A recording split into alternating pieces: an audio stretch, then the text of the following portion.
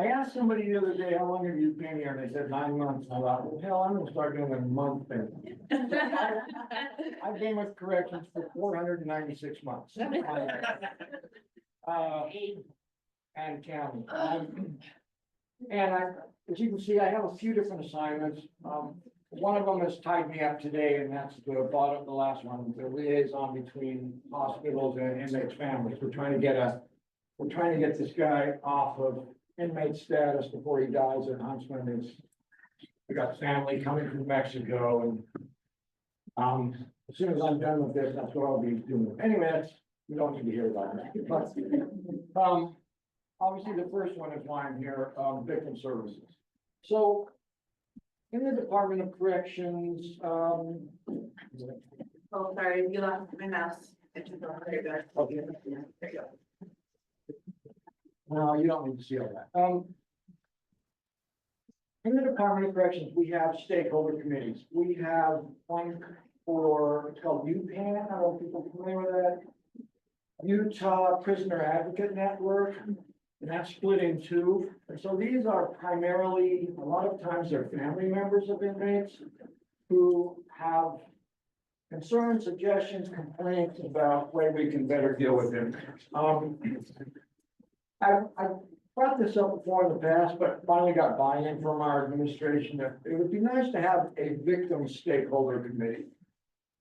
I think sometimes there's not a great connection between probation, parole, and the prison and inmates' concerns, right? There is kind of a disconnect. I get information from victims, but primarily I get that while they're incarcerated in the prison. Some of that's pretty easy to deal with. They're incarcerated. Oftentimes what they want to know is, when is his hearing coming up? If they've been placed on parole, what are the conditions of parole? What does that look like? How does that work? But that's kind of where they fall off a lot of times for me. And so a lot of you folks are dealing with them on the front end and probably on the back end as well. And I think there's a way to make this work better. So this is kind of brainstorming. And, when we finish with this, I'm hoping that over time, I'll get some feedback from folks what their ideas are, but I'd like to have a victim stakeholder committee of victim advocates. Also, I want to have, I don't know how to say this correctly. I want to have maybe some victim representation, but I want to be kind of selective, and I kind of maybe rely on folks here about who good victims for that, because I mean, we all have victims that want these guys to never get out of prison, be run over by a steamroller, whatever. That, I understand that feeling, why they feel that way. But that's not very helpful for what we're trying to do, because we want this to make victims safer. We want them to have a voice in how we manage offenders, whether it's at the prison or on probation or parole. But we want a constructive voice. The fact of the matter is 95% of our inmates are getting out. That's and they're going to be back in the community, and if we can work together to improve victim safety, but also improve offenders, it makes victims safer. If these guys get out and they have some things in place, we do have a lot of that. We have a re-entry and rehabilitation division in the department, and it's probably the primary division in our department right now, even more than the prison. That's been the emphasis on getting things in place for offenders when they get out. But still, the missing piece of that is we're not connecting all that well with victims. And I think victims, I get that when I talk to them, they feel like maybe they don't have much say in this, right? I hear quite frequently, offenders have all the rights and we don't have any rights. I understand where that's coming from. It's not necessarily all that accurate every time, but I understand where that's coming from. So one of the things I would like to do for people that are interested in being involved in this, and I hope there is some interest, is I think it would be good if people can come out and actually tour the prison, whether it's the one in Salt Lake, which would be preferable, but I know we have people from all over the state. We also have a prison in Gunnis. I think one of the things I think is critical to move anything forward is for people to have information. If you've never been in the prison or seen that, got walked through, seen what goes on there, then you're basing it off of whatever, television show or something else, which really isn't reality. So if people are interested, you can let me know later. We can certainly arrange more than one tour of the prison for people to go through. There's some buildings of the prison that I think people would find fairly interesting. As far as programming and things like that, where the offenders are. Question of that, okay. Doug, are they actually doing tours now? So many years ago, I used to take my volunteers to the tour through prison. And at some point, that has stopped. Yeah. I didn't know if that was real. Maybe again, that sounds wonderful. Yeah, we actually do a lot of tours now. I think we probably do more now than we've ever done. I know what you're talking about when it stopped. I think that was an old supervisor of mine. If it's the time frame I'm thinking of, she had I mean, I can't argue with her philosophy her thing was the inmates are not animals at the zoo for people to come and look at them. But that's not the purpose of the tour, right? And the offenders, well, we get all over the place of what we're gonna call them, inmates, incarcerated individuals, offenders. I don't mean any disrespect, whatever term I use. Incarcerated individuals is too damn long. Some people have decided our clients, doesn't really work. Anyway.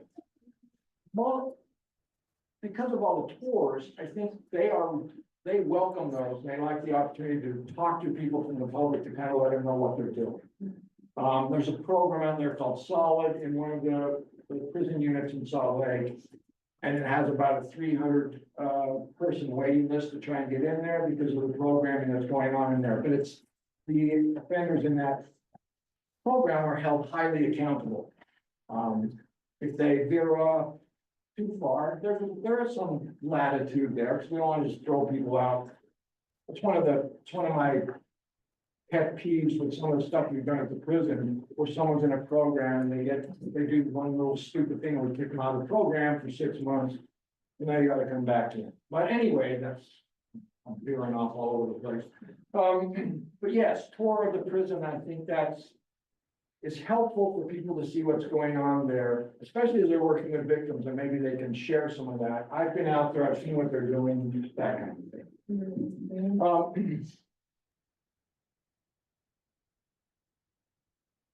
Oh, yeah, we don't need all this. Sorry. No. I mean, I don't wanna put these slides together. Also with adult probation and parole, in addition to maybe a tour of the prison, a tour of maybe a couple of the halfway houses, the community corrections. We now have one in Ogden, 4 in Salt Lake, and 1 in Orem. They keep expanding. I think the next one is supposed to be in Cedar City. But you can also go there and see what's going on with the offenders there. And those all now have programming, but when someone's there, they're doing some kind of programming. A lot of times it's substance abuse, sometimes it's sex offender treatment, or it's other cognitive, behavioral programming, that kind of thing. But I think, again, parole and probation is where you're probably gonna have the most, contact or influence with victims, right?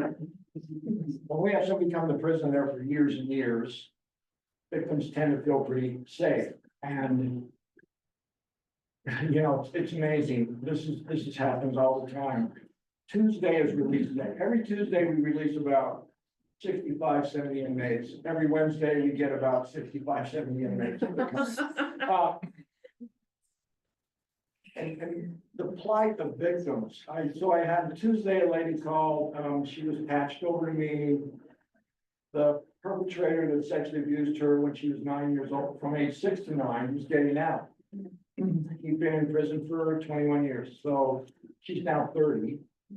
But when he was abusing her, he threatened to kill her if she ever told anybody. Well, it's now 21 years later, and he's now out. And so that fear that was probably held in check for a while he's locked up is now resurfaced, right? Well, he told me he was going to kill him. So those kinds of things, it would be great to have some involvement with the victim advocates wherever this person lives, right? And we can, and with her, I would talk through things, I would say, I've never seen that happen. I worked for adult probation control for about 11 years, and for 5 of those, I had a sex offender caseload. And people who worked around sex offenders and victims know that every sex offender threatens their victim, right? That's how you try to keep them quiet. I couldn't tell her, no, that's not gonna happen. Tell her, I've never seen it happen, but here's some things we can do to try and keep you safe. And part of that is hooking her up with the probation and parole officer. And maybe you've got this experience, I have it myself. I work in the executive office, but I'll have people call me all the time after I've given out the contact information for an agent, and they'll say, I've called him or her 15 times and they never call me back. That's something we can also work on.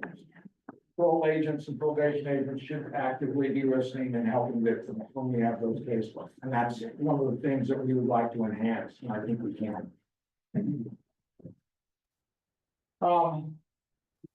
And that this is kind of what we're looking at here, right? Let me just make it clean. So this is kind of what I came with, kind of a scope of this committee, providing opportunity for collaboration between the UDC, that's the Department of Corrections, and community victim advocates and victims of crime to discuss the issues and challenges confronting victims of crime. I think we can do better as a department. We can be more involved. We have about 6,800 inmates between 2 prisons and 20 county jails. We have about 1,600 of our inmates in county jails throughout the state, so they're all over. We have about 16,000 people on probation and parole. So there are people that we supervise all over the state.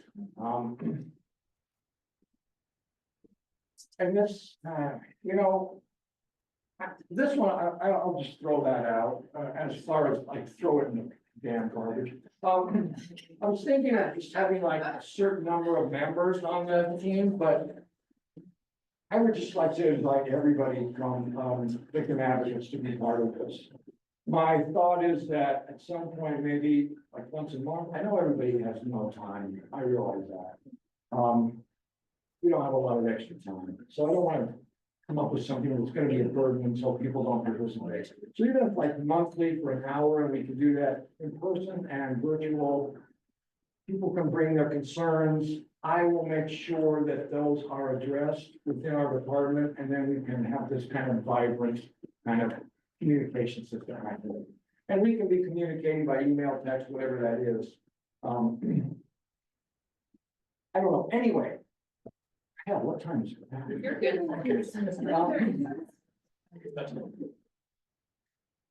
So that, I think we all probably all agree with that bottom line. Information reduces fear. I get that all the time where a victim will call me and ask questions, and I'll answer the best I can, and that's what I needed. I just needed to know. Yes. I just needed to know that this person is going to be in prison for 15, 18 months and they're gonna get out. One of the, I didn't bring it up in the last session, but I thought I might, it didn't really fit into the scenario. So here's just an example of something I personally feel like I need help. If someone's an inmate in prison, the victim of that inmate is not allowed to visit. In fact, the prohibition is the victim, or if you live with the victim.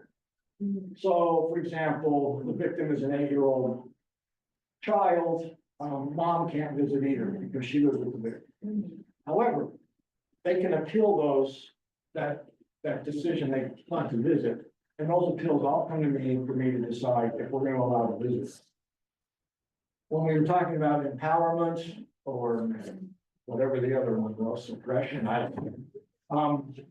That's a hard one for me because I'll have victims call and say, I want to go visit my boyfriend, my husband, and they're the victim of a domestic abuse, right?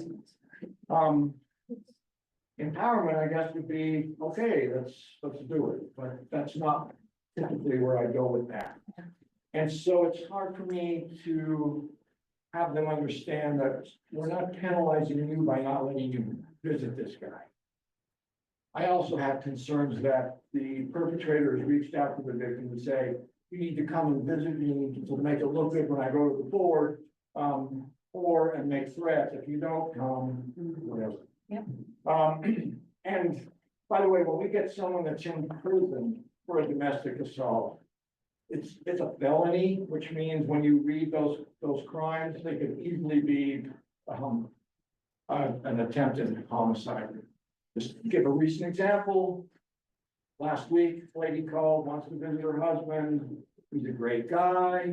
He just had a bad day. You know, I really need to see him. I look at the file. His bad day was, waiting till she was asleep and then whack her in the head 3 times with a hatchet, right? So I feel like I need some help on the other end of that, with letting victims know, this is why we're not gonna let you visit. And at some point, I might let them visit. If this guy's about to get out of prison and she has every intention of hooking up with him again, maybe it's good to come see him in a safe environment at the prison and talk that through and see, maybe get an idea, because you can't ultimately stop people from being together, right? But that's one of my frustrations, dilemmas on exactly how to go about treating it. So that's just an example. There's plenty more. When that request for visiting comes from in a sex offender case, those are very easy for me to say no. And those are also very sad for me when mom wants to come visit dad who molested. Yeah, I had this one recently. Molested just one of the 4 kids, so she said, I can just bring the other 3 kids and leave that one at home. Like, yeah, that's terrific. Anyway, those are just some examples, right, of some of the things that I feel like we can work together to make this work.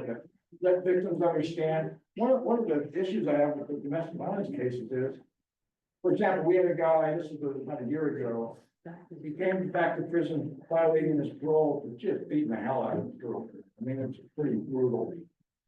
Yeah. She sent me a really nasty letter when I told her she couldn't visit. And I tried to explain, look, this isn't about punishing you, this is about holding him accountable. If I just let you come visit, what was the penalty for him, right?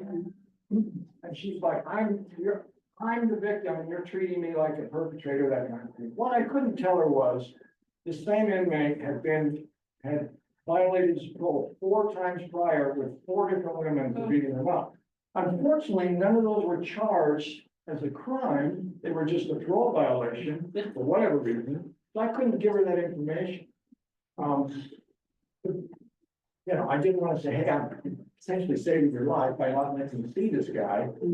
But there's some of that, also that things that I can't communicate, but maybe we can find a way to communicate that with you.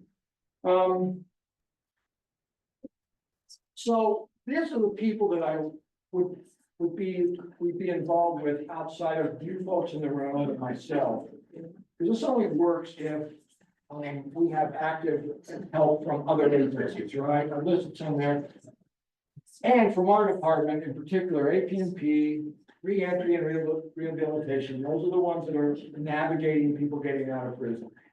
And then the executive leadership, which I have their backing on this for sure. So we're gonna get support from the top, from our administration, and also from those parts of the department that are actively working with offenders, which also means we should be actively working with the victims of those offenders. Yes, ma'am.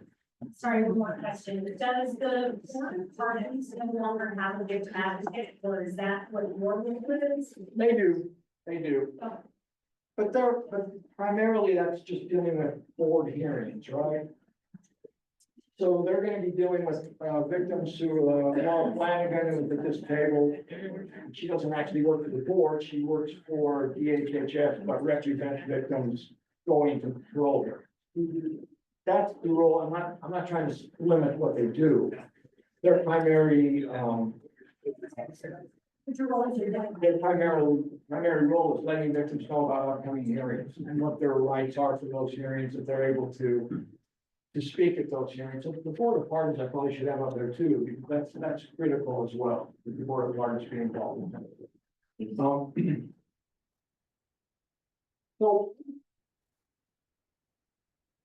So I mentioned, I think tours, I don't know what I overemphasize that, I don't know, maybe people aren't interested in going out and seeing the prison. Or maybe you're far enough away that that's kind of a problem. If we do have the prison in Gunnison, it doesn't have quite as many things going on.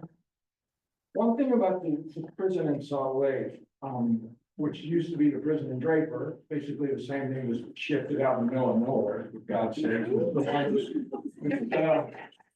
There's about 4 million mosquitoes for every inmate.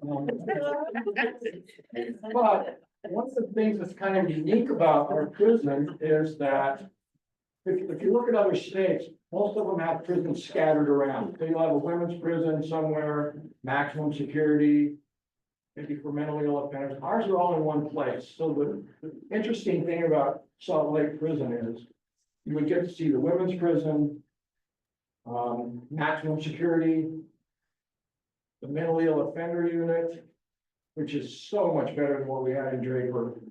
Also programming units like Green. They named them after apparently bodies of water. I don't know where they came up with something. Bear, Green, something. The color, is it an anyway. Green is where we do therapy for sex offenders, but also substance abuse. I mentioned the bear units. There's 4 bear units, and you don't need to know that. All in the weeds. Anyway, the great thing about visiting that prison is you get to see all of that. And the women's prison is, for me, it's become a real focal point. We just did a survey, an anonymous survey of the women at the prison. And it was, have you ever been sexually trafficked? Which included, using the vernacular, being pimped out by your boyfriend, that kind of thing. About 62% of them said they were victims of human trafficking or that, right? So that's a population that's always worried me. We're better, but we haven't really had a lot of opportunities for women to get involved in vocational programming, the things that would allow somebody to get out and have a job. Anyway, those are those overlaps, right? These are offenders that are also victims. And I don't know if there's a way for this group to be involved in that as well, but that would be great. Yeah, okay, I've got 5 minutes, so there's my contact information. I guess they'll be available for folks, right? Yes. I would love to hear from people, and if you have questions right now, please ask, but I would love to hear from people with ideas, suggestions, or if you want to participate in this. I think it'll be a good thing, I really do. I know about 3 people in this room, maybe. It'd be good to get to know each other, right? And collaboration, I think is helpful. I feel bad that I don't know more.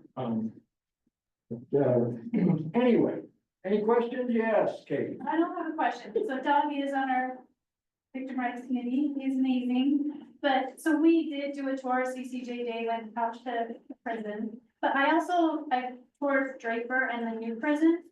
And we had a death penalty case. And we went as the prosecution team in my old job and looked at what maximum security would look like in a death penalty case. And it's different right now in Salt Lake than it was in Draper a little bit. But just having that perspective as a victim advocate and being able to go to the families and say, this is what it actually looks like. You know, I can't take you in there, but I can tell you what I saw and what this person's gonna be doing every day. Versus, you know, death penalty case or life in prison, it's no different, right? And so giving the victims that perspective and actually what's going to be happening at the prison was so valuable for me to say, I've seen it, this is what it looks like. And so I would encourage anyone that can to go to the prison. The women's prison is amazing. I like the library and the stuff that they're doing there. You know, the pregnant unit that they have for mothers and babies. It's amazing the things that they are doing at the prison. So I support you, victim services. We're here to help you. I have some ideas, so I'll chat with you about how we can. Okay, I appreciate that. Thank you. And again, reach out, any of those, the work cell, I have 24/7. You can call my office phone and I may or may not call you back. you can email me, no, I'm kidding. Anyway, there's, you know, if there's other questions, great, otherwise, thank you so much for letting me come and talk, appreciate it, thank you.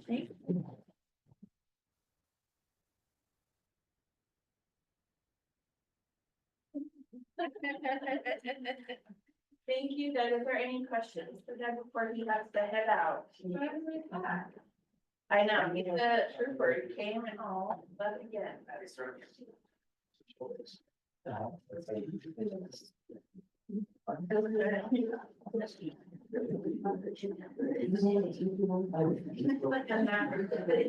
loud and all, so we've got Colby.